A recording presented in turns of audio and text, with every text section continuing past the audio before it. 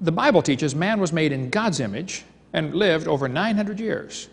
The evolution theory is very different. The evolution theory says, this is Grandpa. Now, maybe that doesn't offend you, but it ought to offend you if you love the Lord, that they're teaching you came from an ape-like ancestor, and the Bible says we're made in God's image. So what is the truth about the so-called cavemen? Is it possible for an ape-like creature to become a human? Well,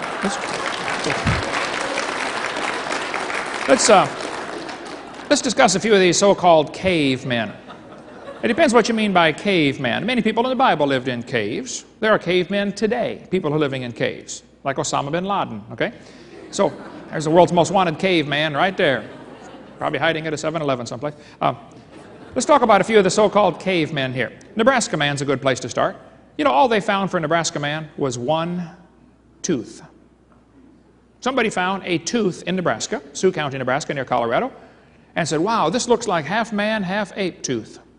They built the entire man and his wife from one tooth. You have to really be good to know what his wife looks like from his tooth, but these guys are professionals, you know, don't question them. Later they found out the tooth actually came from a pig. There's the real Nebraska man right there, folks.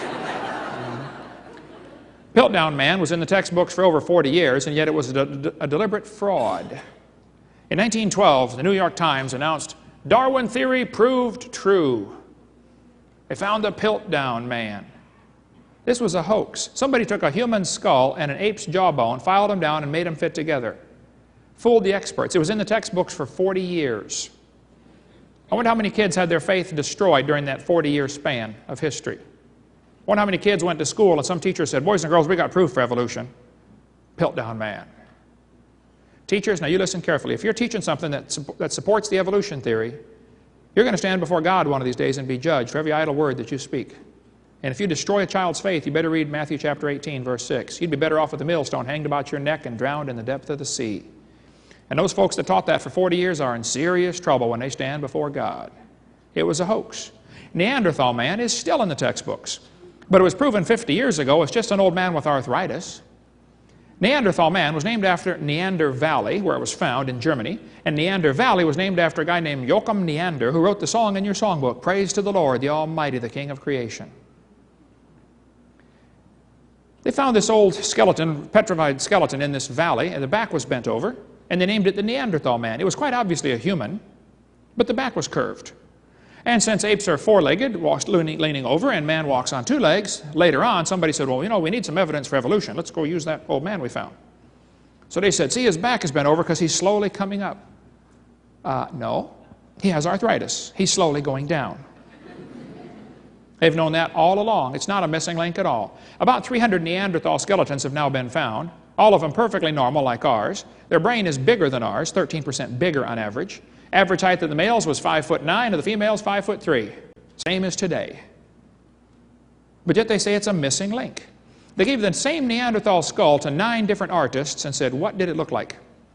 They got 9 different answers. Those pictures you see in your book, kid, are pure imagination on the part of the artist. The person who's commissioning the art can say, well, I want it to look a little more ape-like or a little more human-like. They can make it look however they want. Any artist can tell you that.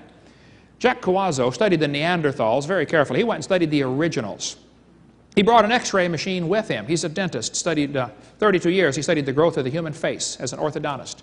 You know, when you put braces on a kid who's 12 years old, it'd be nice to know what his face is going to look like when he's 40 to make sure the teeth still work. You don't want to arrange them so they look good when he's 12 and look bad when he's 40, right? So he studied all the original Neanderthals, the actual ones. He said, folks, the Neanderthals are nothing but old people with diseases.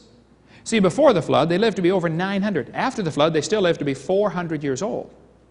And then 200, and then 100. Well, the bones of your face never stop growing.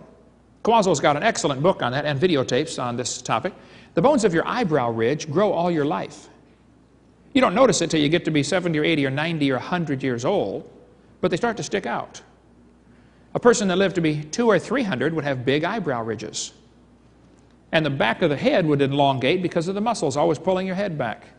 That's where they attach. So the Neanderthals were nothing but perfectly normal humans who were living to be 200 or 300 years old. They're not missing links.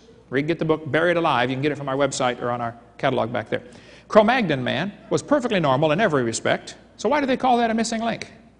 You put a suit and tie on him, walk him down the street, and nobody would look twice. They've got one in your textbooks now called Australopithecus africanus. That was proven wrong in 1973. It's not a missing link whatsoever. You picking up the sound there, Robin? Okay. Had to edit that out. 1973, Australopithecus was proven it can't be a missing link. They've got one in your textbooks now called Australopithecus afarensis, better known as Lucy. How many have ever heard of Lucy before? Donald Johanson found Lucy, Hadar Valley, Ethiopia, 1973. He went there on a grant to look for missing links. Somebody gave him some money and said, go to Africa and find some missing links. 2 weeks before his grant money ran out, he discovered Lucy. He was highly motivated to find something, or he wouldn't renew his grant. Quite a long, interesting story about that. He's certainly not an unbiased observer in this situation. He said Lucy was a missing link. Actually, what he found was 40% of a skeleton that put together and alive would have been about 3 feet tall. Obviously a chimpanzee or monkey-type animal. He put the skull together. Actually, the bones of the skull were so thoroughly crushed, they could not tell anything about what the skull looked like. But in your textbooks, kids, they're going to show you a half-human, half-ape skull. Part of the propaganda machine they've got going. He said the knee joint is proof Lucy could walk upright. Actually, the knee joint that was labeled Lucy's knee in National Geographic was the one found 1.5 miles away from Lucy, 200 feet deeper in the strata. If that's Lucy's knee, I want to know how fast the train was going that hit that chimpanzee. Tom Willis has a great article about the Lucy's knee joint. Go to the website CSAMA, Creation Science Association of Mid-America.org, and get a whole lot more on Lucy's knee joint. But he said the femur was angled. Now, that's a fact, okay? An ape has a straight leg. The lower leg and upper leg are in a straight line. A human leg is not straight. It goes from your foot to your knee and then angles off to the side to your hip, because your hips are wider than your knees. And Lucy's knee was angled. And Donald said, see, that proves she's becoming a human. No, Donald, any monkey with a tree climbing capability, tree climbing monkeys have angled femurs. So an angled femur does not prove it's becoming a human. Donald Johanson said the bones of Lucy's knee are slightly bigger than a regular ape. So the bones of a Clydesdale are slightly bigger than a regular horse. That doesn't prove it's becoming a truck. All he found was a heavy-duty chimpanzee, that's all. And there are big horses and little horses today, folks. The St. Louis Zoo put human feet on their Lucy display. Not one single foot bone was found.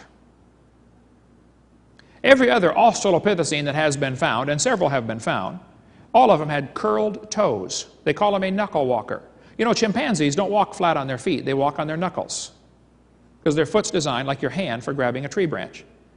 And so they curl their toes under. They call them knuckle walkers. One of the professors in Washington University in St. Louis, where the St. Louis Zoo has this display up, he said this statue is a complete misrepresentation. I like to use simple words. They spoke with great plainness of speech, the Bible says. I think it's a lie is a better word there. The zoo director said, zoo officials have no plans to knuckle under. Ha ha, real punny. He said, we cannot be updating every exhibit based on every new piece of evidence. We look at the overall exhibit and the impression it creates. We think the overall impression this exhibit creates is correct. Well now, Bruce, do you mean you would lie to kids that come through your zoo just to give an impression across that you've got evidence for evolution? Yes, they would, and they do. Lucy is not a missing link. In Africa, in some ash, layer of hardened volcanic ash, they found perfectly normal human footprints. Perfectly normal human. But the ash had already been dated at 3.75 million years old. They said, well, it can't be human. Russell Tuttle, University of Chicago, studied 70 people that go barefoot all their life. They never wear shoes. He looked at their footprints that they left in the ash and in the mud. He tried them in all sorts of things. And he said the footprints of these people alive today are exactly like the ones found in the ash in Laetoli. Then he said, if the footprints were not known to be so old, we would readily conclude that they were made by a member of our own genus. In other words, if we didn't know better, we'd think they were human. You know, folks, if you find normal human footprints in the ash, what should you conclude? A human walked there. I don't have a problem with that. And National Geographic, Mary Leakey said the form of his foot was exactly the same as ours. Weight-bearing pressure patterns in the prints resemble human ones. Footprints so very much like our own. Well, maybe a human made them. But see, it's too old. This is where an example where the evolutionary theory is a hindrance to common sense research. And then in National Geographic, they put dark-skinned, ape-like creatures on top of these footprints. Not one single bone was found. Now, if you found normal human footprints in the ash, why would you put a half-man, half-monkey creature on top? This is for propaganda value, folks. This is not science. And why did they add the toe separation? They did that on purpose, the artist did, to make it look a little more ape-like. See, humans have your big toe lined up with the rest of your toes. Apes have their big toe sticking off to the side. They can grab a tree branch with their foot, with their big toe on one side, other toes on the other side. You can't do that. If you'd like to practice, I suggest you start with a low branch to try it on, okay? Because it's going to be hard. Well, in National Geographic, they put an article about 4 million years of bipedalism, walking on two legs. They show all the missing links, but look what they did with the feet. They made them all look human. This is a lie, folks. This is propaganda. And if you're spending your money on National Geographic, I recommend you quit. Give it to a missionary instead. Okay? The Australopithecines are more different, according to Charles Oxnard, who studied them for 16 years. He said they're more different than African apes and humans in most features than the latter are from each other. They can't be a missing link. There could be some Australopithecines still alive. Upright walking monkey down in Sumatra, down near Vietnam. Peking man was in the textbooks for years as evidence for evolution. All evidence disappeared during World War II. But they found in this cave a bunch of monkey skulls that were smashed and a bunch of human tools. Somebody said, wow, look at this. These monkeys are learning to make tools. Oh, and they're practicing on their head. Yeah. Oh, that one works good. Yeah. Duh. No. In some cultures, they like to eat monkey brains. You know, have you seen Indiana Jones? They also found 10 human remains in the same cave. They didn't tell you about that, though. Peking man was a place where people would go to have a feast and eat monkey brains, is my theory. Australopithecine is not a missing link. Homo erectus is in the textbooks as evidence. It used to be called Java man, originally called Pithecanthropus erectus. Now it's called Homo erectus. The evolutionist said it's 500,000 years old. It was found by a Dutch anatomist who believed in evolution and had gone to look for missing links. He hired a bunch of convicts to go out and find him some bones. He said, you guys go out in the woods and find me some bones. We've got to find some missing links. He has no idea where they came from. These convicts would bring him back bones, and he would put, oh, that's part human, part ape. He was looking desperately to prove the evolution theory. Dr. Dubois had gone to Java to look for missing links. He took these convicts out there, and they came back with all kinds of bones. He took a human, 3 human teeth, a human thigh bone, and an ape skull cap, and put them all together and said he found the missing link. He hid the fact that he found 2 normal human skulls in the same area. He put them under his bed, under the floorboards. Kind of like Edgar Allan Poe, you know, Telltale Heart? Oh, no, this was Telltale Head. So he lied, all right? There's not enough evidence from fossils to answer when, where, and how Homo sapiens emerged. There's no evidence for human evolution. This guy says, fossil evidence of human evolution is fragmentary and open to various interpretations. Fossil evidence of chimpanzee evolution is absent altogether. Well, I agree. Marvin Lubenow has a great book called Bones of Contention. If you want to study all of the so-called cavemen, that's the one I recommend. Or if you've got a friend going to school being taught anthropology about all the cavemen, if you want to save them from a lot of headache and learning false things, get them this book for a birthday present or something. Excellent gift to give to anybody you know going to college and learning all this junk about man coming from an ape-like ancestor. The only missing link I've been able to find is modern man. Something is missing between his ears. These guys spend all their free time digging in the dirt looking for bones. My dog did the same thing. But we didn't make the taxpayers pay his salary while he did it. Florida has a law that requires textbooks to be accurate. So does California. So does Texas. So does Wisconsin. So does Alabama. Most states have laws requiring textbooks to be accurate. Minnesota has a law that says a teacher shall not deliberately suppress or distort subject matter. Yeah, sure. Hey there, fella, you betcha. Well, here's a textbook used in Minnesota, and it says that all of these ones in the circle here have been proven wrong, but they're still using them as evidence for evolution. They're lying to the kids. And they're used to call modern man Homo sapien. Today they're calling us Homo sapiens sapien. Wow, what does that mean? Well, sapien means wise. So today we're the wise man. That's interesting. You know, the Bible says, professing themselves to be wise, they became fools. Now, if you believe your ancestors were a monkey, you're a fool. There's no question that some of my ancestors probably swung by their necks, but none of them swung by their tails. Yep.